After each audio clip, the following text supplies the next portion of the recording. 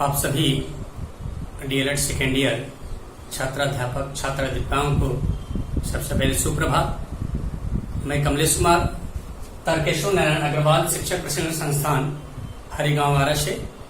जैसा कि आप सभी जानते हैं कि आपके कोर्स आपके जो सिलेबस है पेपर S5 उसमें यूनिट नंबर 5 में यह क्वेश्चन दिया गया है कि विद्यालय में मध्याह्न भोजन की व्यवस्था एवं योजना तथा प्रबंध किस प्रकार की होनी चाहिए या उसकी उपयोगिता क्या है, इसे स्पष्ट करें। तो उसी क्वेश्चन को मैं लेकर आपके बीच में इस वीडियो के माध्यम से आया हूं और मैं ये बताने का प्रयास करूंगा कि इसकी उपयोगिता, इसका व्यवस्था किस प्रकार से कैसे होनी चाहिए।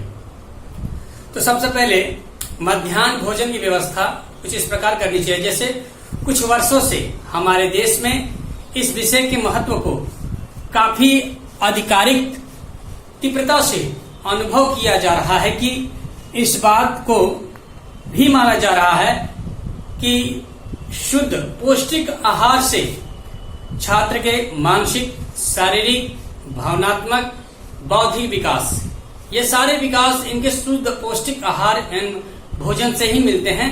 तो क्यों न इसे बच्चों को जो मिड डे मील चल रहा है उसमें कुछ ऐसे पौष्टिक आहार दी जाए जिससे बच्चे आए, उनका मानसिक विकास दिया ही जा रहा है तो कुछ अच्छे और पौष्टिक आहार दिए जिससे उनका सारे सर्वांगीण विकास हो, उनकी जो है बुद्धि क्षमता बढ़े, इत्यादि चीजों पे ध्यान देने के लिए ये सारी चीजें व्यवस्थित की गई है। इस भोजन के लिए केंद्र सरकार, राज्य सरकार, तमाम संस्थाएं इस पे लगी हुई है कि बच्चों को या इससे फायदा भी है। बच्चे जो हमारे इकोनॉमिकल जो परिवार थोड़ा आर्थिक स्थिति से कमजोर है, खाने में पीने में, तो ऐसे बच्चों को जो थोड़ा सा प्रोत्साहन भी मिलता है कि बच्चे विद्यालय में आए, उनको भोजन मिलेगा, उनको किताब कापी सरकार द्वारा जो भी चीजें मिल रही हैं उनको उपलब्ध होगा। उनसे जो पढ़ने से उनका मानसिक विकास, शारीरिक विकास और हमारे एक दिन हमारे देश, राज्य, घर अथवा खुद के लिए तैयार होंगे। इसी को जो है मद्देनजर रखते हुए सरकार द्वारा मिड डे मील इत्यादि चीजों की व्यवस्था की गई है।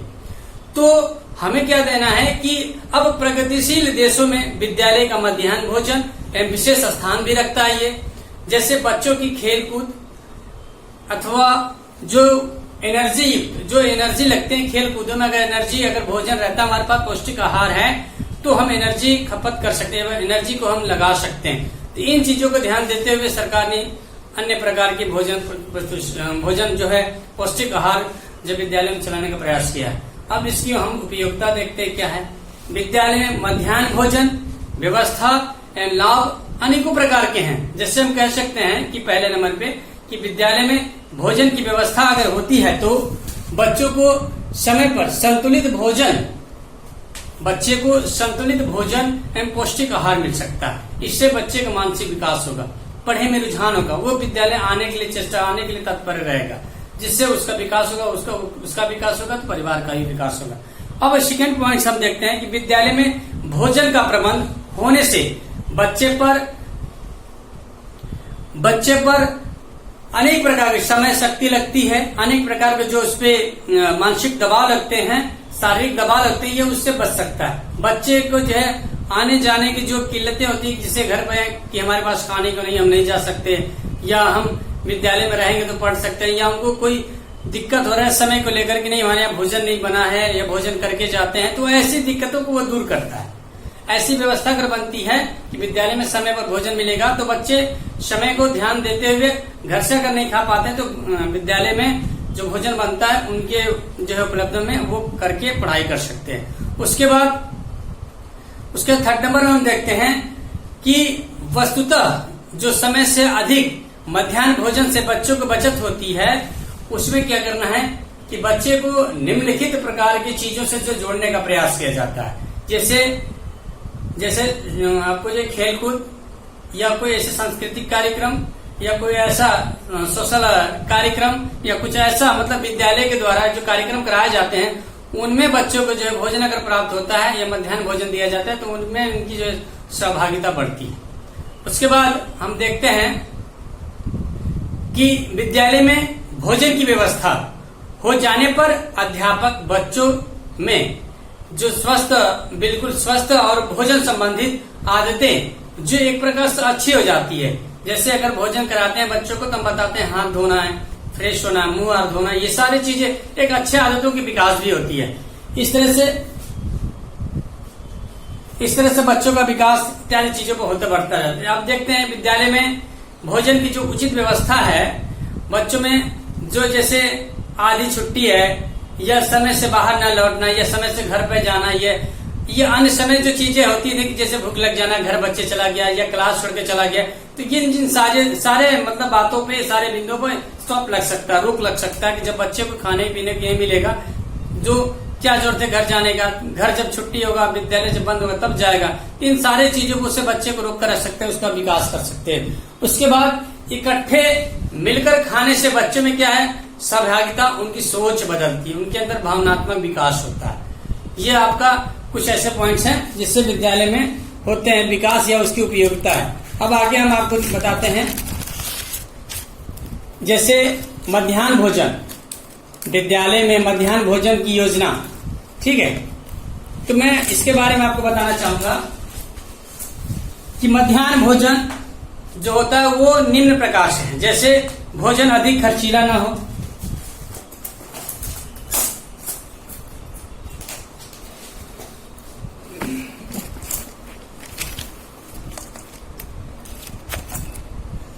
जैसे हम कह सकते हैं कि विद्यालय में जो मध्याह्न भोजन है उसकी योजना किस प्रकार से कैसे होनी चाहिए बनाने के लिए। तो सबसे पहले हम देखते हैं विद्यालय में मध्याह्न भोजन का जो योजना होती है वो निम्न बिंदुओं पर आधारित रहता है। जैसे भोजन अधिक खर्चीला ना हो, भोजन इतना हम बनाएं कि बच्चों तक बिल्कुल आसानी से बच्चों को हो सके। ऐसा ना बना दे कि 10 बच्चे हैं, 20 बच्चों को बना दिया और भोजन नुकसान हो, तो ये योजना पहले बनानी चाहिए। सेकेंड, भोजन को अधिक से अधिक पोषक बनाएं, जिसमें आपको सोयाबीन, अरहर की दाल, रोटियां, कुछ ऐसे मतलब पालक, पत्तेदार सब्जी, इन जो है सब्जियों को ऐसे प्रोडक्ट, ऐसे जो हमें तत्व हैं, ऐसे जो हमारे पोषक तत्व हैं, इनको जो है बनाने का प्रयास करें। उसके बाद भोजन सदैव मौसम के अनुकूल हो। हमारा भोजन बच्चों के जो बनाते हैं वो बिल्कुल मौसम अकॉर्डिंग हो।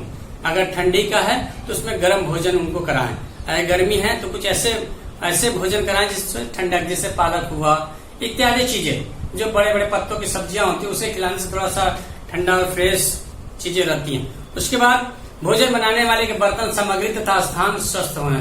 जहाँ पर हम भोजन बनाते हैं वहां पर बिल्कुल साफ सुथरा, सफाई। उसके बाद जो हमारा नल है वो साफ सुथरा, वहां से पानी ले। उसके बाद जो भोजन बनाने वाला व्यक्ति है वो भी अपना नाखून काटे, काफी मतलब सावधानियां रखे, साफ सुथरे अपने आप रहे, नहा धोकर अच्छे से बनाए। उसके बाद आप देखते हैं विद्यालय भोजन में जो मध्याह्न भोजन है उसका प्रबंध कैसा होना चाहिए। तो विद्यालय योजना, कक्ष, पाठशाला, इसमें क्या है कि एक प्रबंध है कि जो हमारा भोजन रखा जाएगा विद्यालय के एक पाठशाला जो खाली रूम है उसमें रखा जाएगा, जिससे वहां पर सुरक्षित रहेगा और वहां का गेट बंद कर दे, खिड़कियां उनका खुली रहे, थोड़ा हवादार रहे, वहां से खाने का जो खराब न हो। ऐसी स्थिति में तो इसका अर्थ यह होता है कि विद्यालय में द्वारा संचालित भोजन कक्ष का पाठशाला है। इससे जैसे एक रूम अगर हो जाता है कि हमारा ये भोजन के लिए ये ऊपर लिख दिया जाता है कि भोजनालय या भोजन सामग्री इत्यादि चीजें, तो वहां पर एक रूम रहेगा, वहां पर सुरक्षित रहता है। उसके बाद आप देखते हैं दूसरा नंबर है विद्यालय में जलपान गृह। अब देखते हैं कि दूसरा जो रूम रहेगा उसमें जलपान गृह, जिसे बच्चों को उसमें बैठाकर कराने का, भोजन नाश्ता पानी देने का एक रूम रहेगा। हर जगह नहीं, हर जगह रहने पे क्या बच्चे खा पी कर फेंकते इधर से उधर, तो वो गंदगियां फैलती है। इसलिए एक रूम ऐसा हो जो स्टेबल बिल्कुल बच्चों को बैठने लायक, उसमें खाए, उसमें जो भी गंदगियां हो तो साफ सुथरा करके फिर दोबारा बैठाए बच्चों को। ये हो गया आपका भोजन जो विद्यालय में जलपान गृह। उसके बाद मध्याह्न भोजन संबंधी कुछ आवश्यक और बातें होती है, जैसे यदि भोजन शुद्ध, पवित्र और ढंग से नहीं बनाया जाएगा तो बच्चों में अनेकों प्रकार की बीमारियां होती। इसलिए विद्यालय प्रबंध हमेशा इस बात को ध्यान दें कि भोजन जो संबंधी आवश्यक बातें हैं उन पे, जैसे यदि भोजन शुद्ध पवित्र अगर बनता है, सही ढंग से बनेगा तो बच्चों को वो प्रभावित नहीं करेगा, बच्चों को शुद्ध भोजन मिलने से उनका जो है स्वास्थ्य सही रहेगा। ये आपका हो गया विद्यालय प्रबंध। उसके बाद विद्यालय प्रबंध में ही विद्यालय का प्रबंध ऐसा करना चाहिए भोजन का कि निःशुल्क भोजन हो, इसमें किसी प्रकार का कोई शुल्क न लिया जाए बच्चों से। जैसे उत्तम न्यायालय या सर्वोच्च न्यायालय या सभी हमारे राज्य सरकार, भारत सरकार द्वारा यह आदेशित है कि किसी भी सरकारी विद्यालय, सरकार द्वारा सहायता प्राप्त प्राथमिक विद्यालयों में मध्याह्न भोजन से संबंधित किसी प्रकार का बच्चे से शुल्क न लें और अनिवार्य तरह से भोजन कराएं। अगर किसी प्रकार, जैसे अभी चल रहा है हमारा लॉकडाउन, तो लॉकडाउन में अगर विद्यालय हमारे बंद हैं तो उन बच्चे जिनकी आर्थिक स्थिति कमजोर या जो बच्चे एडमिशन रजिस्ट्रेशन कराए हैं प्राथमिक विद्यालय में, उन सभी बच्चे के खाते में उतनी रुपये भेजी जा रही है जैसे एक दिन का जो उनका मध्याह्न भोजन का खर्च आता है, जो बनता है, उसको उनके खाते में डाला जा रहा है। तो ये विद्यालय भोजन की व्यवस्था होनी चाहिए। अगले दिन इसके जो कुछ पार्ट्स हैं मैं लेकर आऊंगा।